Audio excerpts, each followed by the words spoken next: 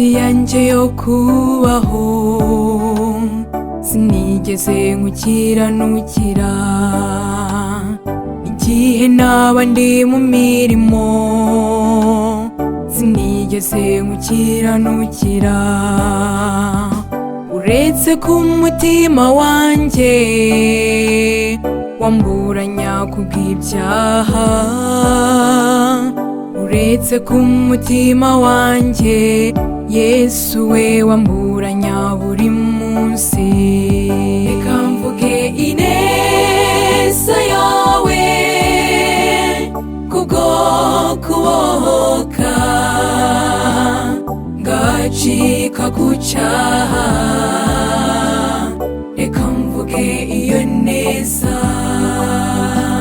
Satani yarazi ko amfite burundu, ankoresha uko agomba, ariko umuco wawe mukiza waransanze mu nzira uramurikira. Satani yarazi ko amfite burundu, ankoresha uko agomba, ariko umuco wawe mukiza waransanze mu nzira uramurikira.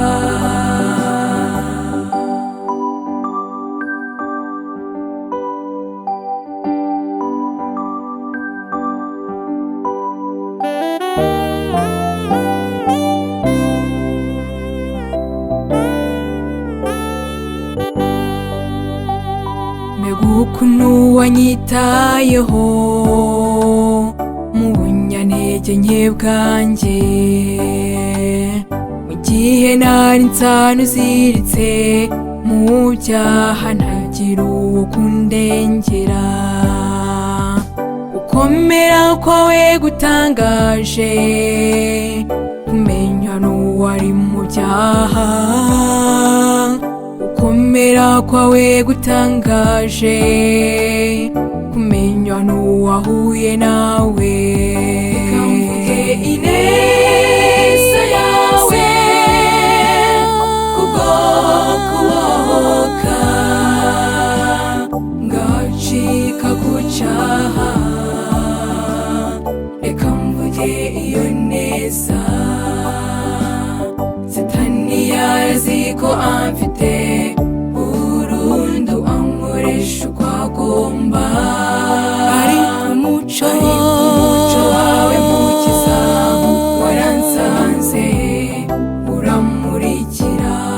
Reka mvuge ineza yawe kubwo kubohoka ngacika ku cyaha, reka mvuge iyo neza. Satani yarazi ko amfite burundu, ankoresha uko agomba, ariko umuco wawe mukiza waransanze uramurikira. Satani yarazi ko amfite burundu, ankoresha uko agomba, ariko umuco wawe mukiza waransanze uramurikira.